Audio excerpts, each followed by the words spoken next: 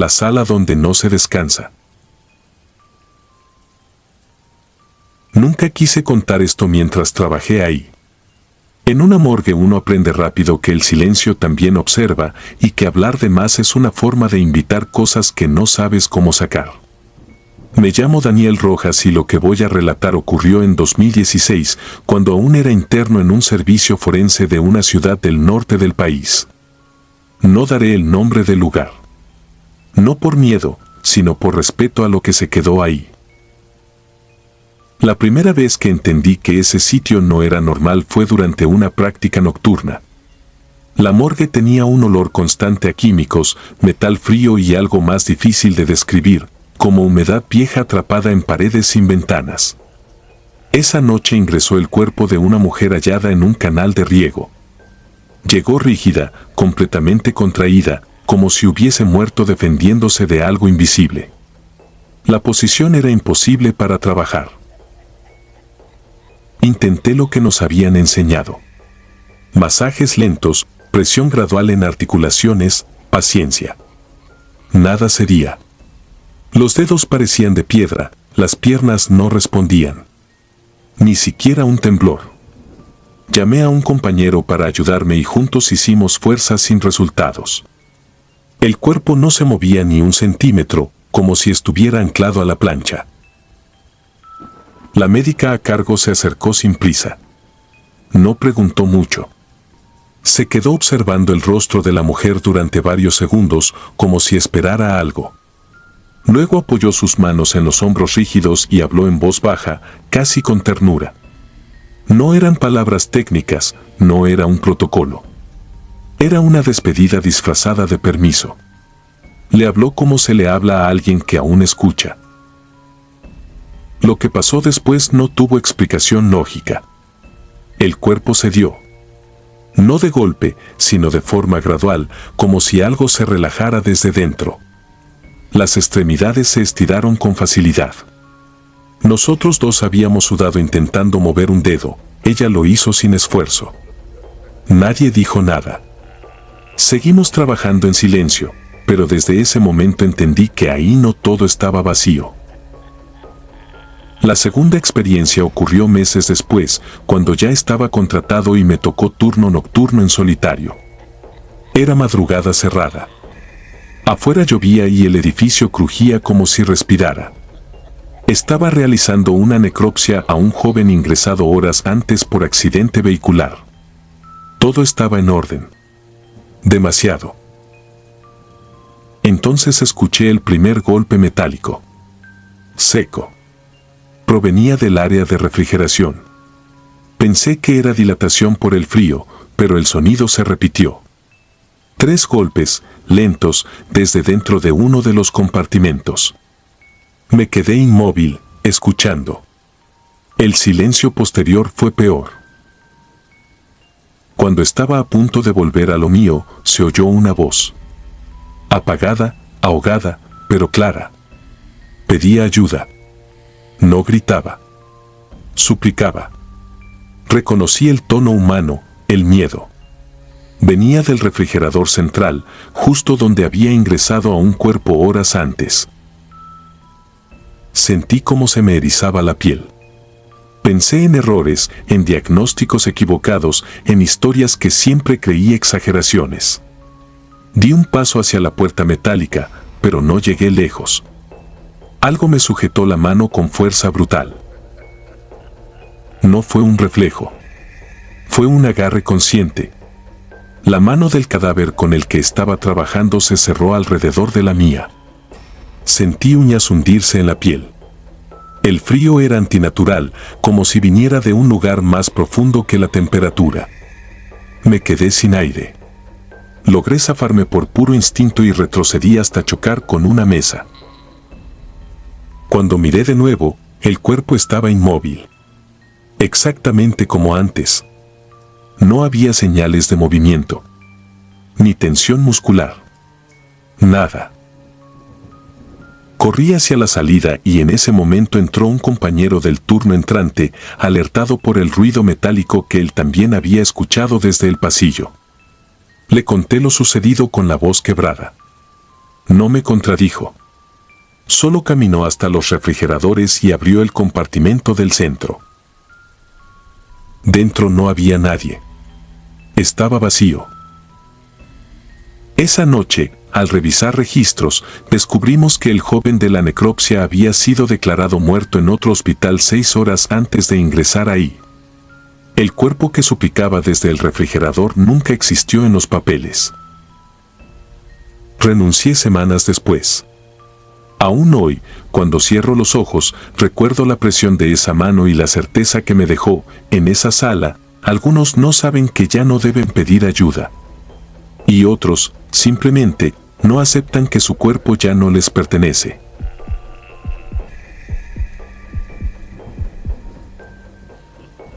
Turno de acero frío. Yo no quería practicar en la morgue. No por asco, ni por miedo a la sangre, sino por esa certeza silenciosa que uno siente cuando entra a un lugar donde la vida ya no tiene voz. Era 2016 y yo estaba en mi primer semestre como estudiante de emergencias médicas. En el instituto nos repetían que, si queríamos aprender de verdad, teníamos que ver el cuerpo por dentro, entenderlo sin romanticismos. La teoría se te olvida. El olor no. La morgue de la ciudad quedaba detrás del hospital viejo, en un pasillo que parecía construido para que nadie se quedara ahí más de lo necesario. Luz blanca, azulejos gastados, un zumbido constante de refrigeración que se te metía en los dientes. Antes de tocar cualquier mesa, yo hacía lo mismo, una oración corta, casi automática, y luego pedía permiso en voz baja. No era religión, era respeto. Y también era una forma de ponerle una barrera a lo que no podía explicar. Aquella tarde nos asignaron 3 cuerpos para la autopsia. 2 fueron los que se me quedaron pegados como espinas. Uno era un hombre enorme, alto, de espalda ancha, con manos de trabajador. Tenía la piel pálida, pero no la palidez limpia de una sábana, sino esa cera opaca que deja la muerte cuando ya se asentó. El otro era un niño de unos 10 años, demasiado liviano, demasiado quieto, con una expresión que no alcanzaba a ser tranquila.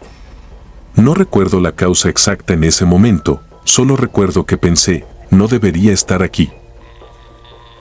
El procedimiento transcurrió sin fallas. Me concentré en músculos, en cavidades, en nombres técnicos que te protegen de pensar en la persona. Cuando terminé mi parte, el turno acabó cerca de las 7 de la noche. Salí con la sensación de tener las manos limpias, aunque ya me las hubiera lavado 20 veces. En casa, después de ducharme, cené cualquier cosa y me senté a trabajar. Tenía un proyecto enorme, dibujar cada músculo del cuerpo humano, uno por uno, como si el lápiz pudiera ordenar lo que vi. La madrugada llegó sin pedir permiso. A las 3, la casa estaba tan callada que se escuchaban mis propios parpadeos. Fue entonces cuando sentí la presencia. No fue una sombra que vi de frente, ni un golpe, ni una voz. Fue algo peor, la certeza. Junto a mi escritorio había un sillón individual. Yo lo había arrimado ahí desde hacía meses. Y aún sin voltear, supe que alguien estaba sentado. Lo supe como se sabe cuando alguien te mira por la nuca. Como si el aire se hubiera vuelto más pesado del lado del sillón, más frío, más ocupado. Intenté convencerme de que estaba exhausta. Que era estrés, imaginación, el recuerdo de la morgue colándose en mi cuarto. Pero mi rabillo de ojo empezó a armar una figura, un hombre muy alto, robusto, con las piernas cruzadas, inmóvil, la cabeza inclinada hacia mí. Los brazos colgaban rectos, demasiado quietos, como si no supiera fingir estar vivo. No quería mirar. Si miraba, lo iba a hacer real. Puse música. Subí el volumen. El sonido llenó el cuarto, pero no espantó esa sensación, solo la enmarcó. Seguí dibujando con el pulso duro, intentando ignorar cómo el aire se enfriaba por olas, como si alguien abriera un congelador invisible. Entonces terminó una canción. Ese mínimo espacio de silencio fue suficiente para que lo escuchara, una respiración pegada a mi hombro, suave, cortita, como la de un niño que se esfuerza por no hacer ruido. No venía del sillón. Venía detrás de mí. Me erizó los brazos de golpe, un frío que no era del clima, sino de la piel por dentro. No grité. Ni siquiera me moví rápido. Me quedé congelada, porque mi mente hizo algo muy cruel, conectó las dos presencias sin pedirme permiso. El hombre inmóvil en el sillón. Y la respiración pequeña a mi espalda. Como si hubieran llegado juntos, como si se hubieran sentado y parado en el lugar exacto que les correspondía. Empecé a guardar mis cosas despacio, con una calma falsa, como cuando uno actúa para que un animal no se asuste. Dejé la música para el final porque no quería escuchar otra vez esa respiración en el silencio. Cuando apagué la computadora, la pantalla se puso negra y en ese reflejo vi algo que no estaba en mi cuarto. Detrás de mí, a un paso, la forma de una cabeza pequeña, demasiado cerca. Y en el sillón, la masa oscura de un cuerpo grande con la cabeza inclinada. No vi rostros. Vi contornos. Vi la ausencia. Apagué la música. El cuarto quedó muerto de sonido. Y esa respiración, ya sin música que la tapara, se volvió más clara. Como si el niño estuviera aprendiendo a respirar otra vez. Salí sin mirar atrás. Apagué la luz desde el pasillo y cerré la puerta. Ahí, en la oscuridad, escuché algo que me hizo sentir náuseas. El sillón crujió, como cuando alguien se incorpora despacio, con todo el peso en las rodillas. Y luego, un roce leve, como pasos descalzos sobre el piso. Llegué a mi cuarto y me metí a la cama con la ropa puesta. Me acordé del consejo de mi mamá, dicho con esa seriedad que solo aparece cuando alguien sabe más de lo que cuenta: reza y despídelos. No los trates como enemigos. Trátalos como visitas que ya deben irse. Cerré los ojos y recé. Pero no recé bonito. Recé con miedo. Pedí descanso, pedí perdón si había faltado al respeto sin darme cuenta, pedí que encontraran su camino. Y luego hablé, como si supiera exactamente dónde estaban. Gracias por dejarme aprender. Ya no tienen que acompañarme.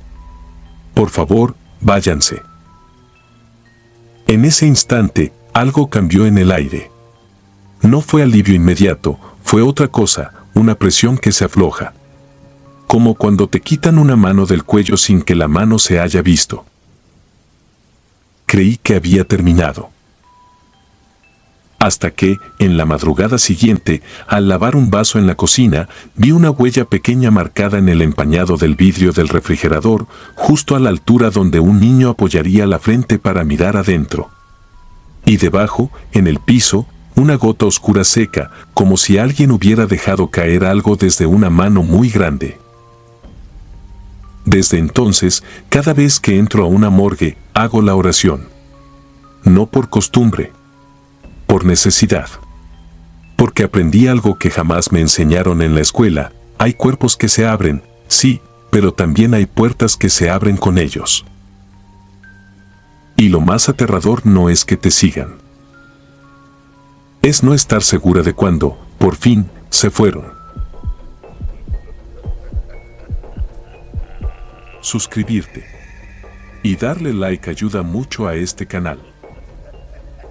Si ya has escuchado mi contenido antes, te ha gustado y estás disfrutando lo que escuchas en este sector, te agradeceré que presiones el botón de suscribirse. Sin más interrupciones, continuamos. Turno de noche. No sé por qué me tomó tantos años atreverme a contarlo. Supongo que porque, cuando uno trabaja con la muerte, aprende a justificarlo todo: el olor que se te pega en la ropa, el zumbido constante de los fluorescentes, el frío que se mete en los huesos aunque traigas 2 chamarras, y hasta esa sensación de estar acompañado cuando claramente estás solo. pero lo que me pasó aquella noche no tiene explicación que me deje dormir tranquilo. Fue en 2017, en un hospital viejo de la costa, de esos que han crecido a parches, como si los hubieran ido pegando con urgencia y sin plan. Yo tenía 22 años y apenas llevaba unos meses como auxiliar de traslado y apoyo en el área de patología. Nadie quiere ese turno, el nocturno, porque la morgue no es un lugar para estar despierto a las 3 de la mañana. Te acostumbras a los cuerpos, sí, te acostumbras a ver la piel sin vida, a la rigidez, a los hematomas que cuentan una historia sin palabras. Lo que no se supone que te acostumbres es a que algo te mire de regreso. Esa noche todo empezó con una llamada breve desde urgencias. Había ingresado un accidente de moto, masculino, y el médico de guardia pidió el procedimiento habitual, recepción, etiquetado, refrigeración. Nada fuera de lo normal. Lo raro fue lo que dijo el camillero cuando me entregó la camilla, como si lo estuviera diciendo solo para que no se le quedara en la garganta. No me gusta cómo viene, murmuró, y se fue sin explicar más. El cuerpo estaba cubierto con una sábana hasta el cuello. Solo se veía un pedazo de mandíbula y parte del cabello empapado. No era el típico accidente que llega entero. Traía golpes fuertes en la cabeza y aunque yo ya había visto de todo, había algo en el aire, un peso, como si el pasillo estuviera más estrecho de lo normal. Empujé la camilla hacia el sótano, atravesando el corredor donde la luz parpadeaba con esa intermitencia que parece que te está guiñando un ojo. La morgue tenía una puerta metálica con una ventanilla pequeña. Cuando la abrí, me golpeó el frío con olor a desinfectante y algo más, un fondo dulzón que nadie admite pero todos reconocemos. Adentro, el silencio era distinto, no era un silencio vacío, era un silencio que parecía escuchar. En ese tiempo, los refrigeradores eran 3, alineados como cajones gigantes. Los números estaban pintados a mano, 1, 2 y 3. El 3 siempre fallaba. A veces la manija se quedaba dura, a veces la luz interior no prendía, a veces parecía que el cajón no cerraba bien. El técnico decía que era la guía, como si nombrarlo lo arreglara. Los de turno decían otra cosa, pero yo no les hacía caso. En la morgue, los chismes son una forma de defenderse. Hice el procedimiento con cuidado. Pulsera, etiqueta, registro. Mientras revisaba los datos, noté un detalle, no traía identificación y el nombre estaba escrito como NN. El accidente había ocurrido cerca de una carretera. Un joven sin papeles, sin familia avisada todavía. Eso pasa. Lo empujé hacia el refrigerador 3 porque los otros 2 estaban ocupados. Cuando jalé la manija, sentí esa resistencia familiar, como si alguien estuviera sujetando del otro lado. Tiré un poco más fuerte y el cajón se abrió con un quejido metálico que me erizó los brazos. Metí la camilla con el cuerpo y lo acomodé. Antes de cerrar, me quedé mirando un segundo.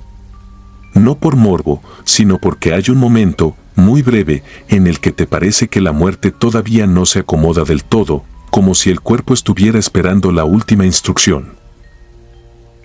Entonces vi algo que me hizo endurecer el estómago. Debajo de la sábana, en la zona del pecho, había una mancha seca, oscura, como si alguien hubiera apoyado una mano con grasa o hollín. No era sangre, no era tierra.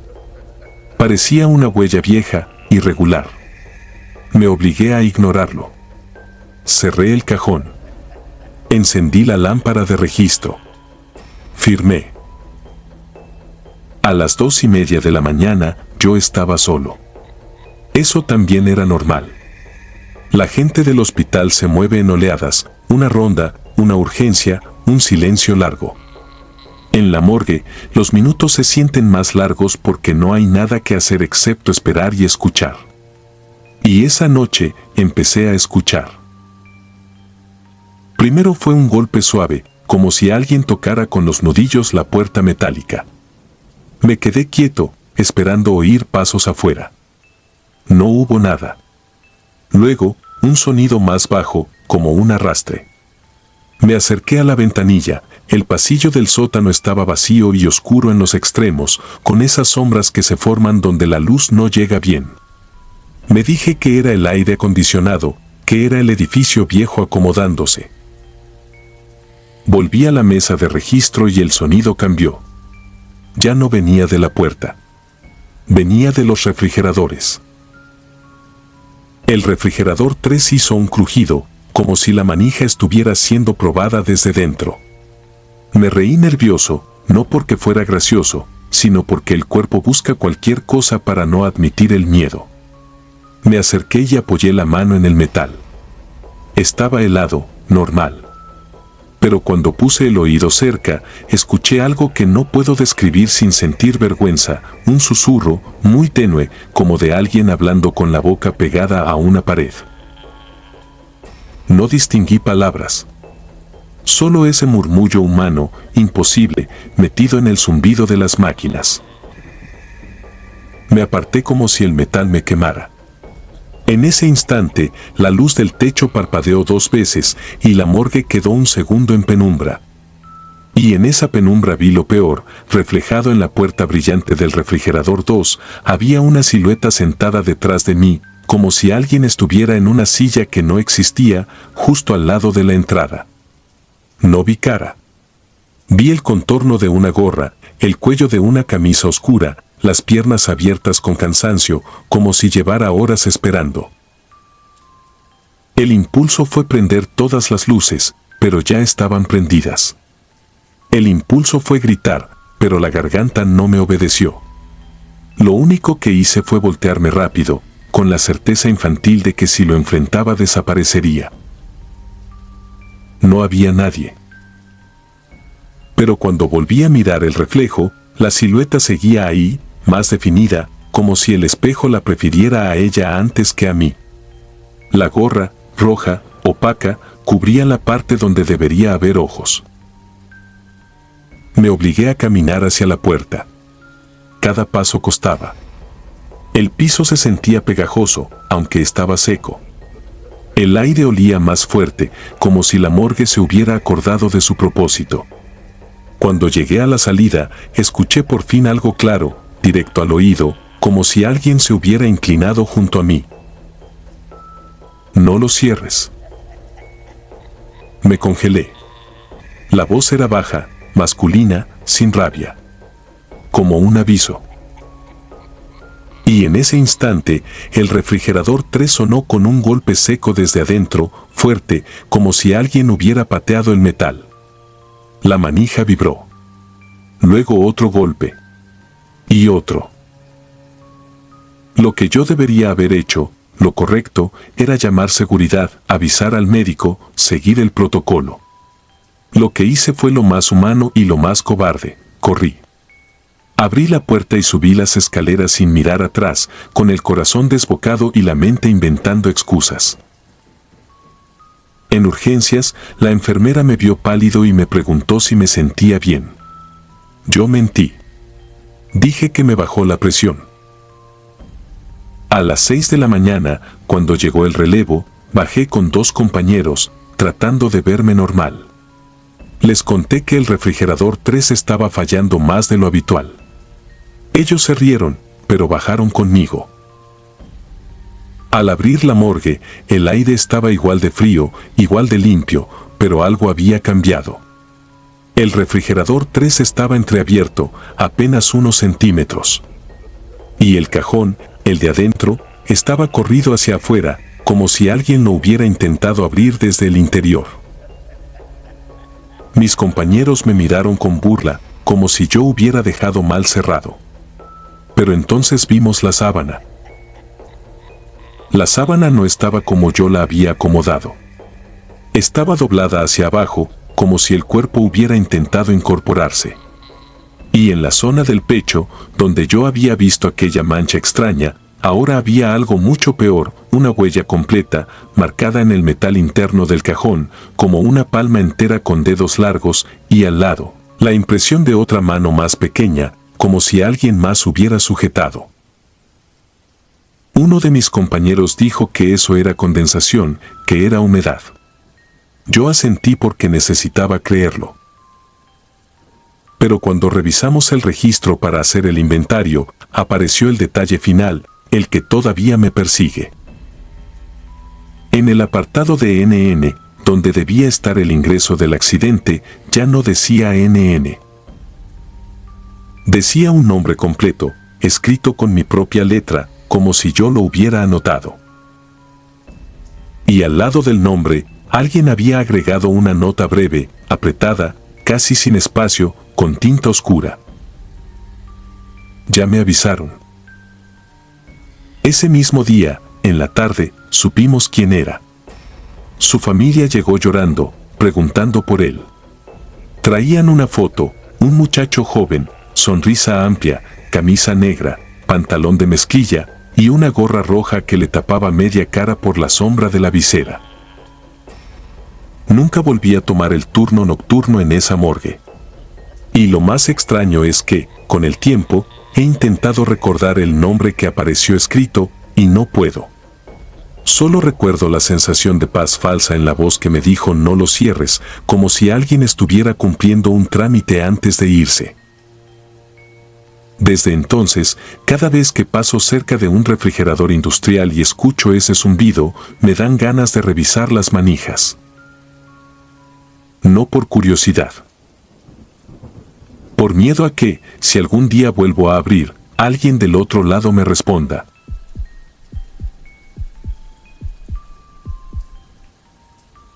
Turno de silencio. Nunca quise hablar de lo que ocurrió aquel año porque suena inverosímil incluso para mí, y porque desde entonces no he vuelto a pisar una morgue sin sentir que algo me observa desde los rincones donde la luz no alcanza. Aún así, necesito dejarlo por escrito. No como advertencia, sino como una forma de entender por qué sigo despertando a la misma hora, con el olor metálico aún pegado en la garganta. Era 2016 y yo trabajaba como médico auxiliar forense en un hospital regional al norte del país. El turno nocturno siempre era el más pesado, no por el trabajo, sino por el silencio que se acumulaba en los pasillos como una humedad espesa. Aquella noche llegué antes de lo habitual porque el clima había provocado varios accidentes carreteros. La morgue estaría llena. Mientras esperaba a que el personal de limpieza terminara, me senté en una banca metálica frente a la puerta de acceso restringido. Las luces fluorescentes parpadeaban con ese zumbido irritante que termina por colarse en la cabeza. Estaba revisando el celular cuando sentí una presión leve en la espalda, como si alguien estuviera demasiado cerca.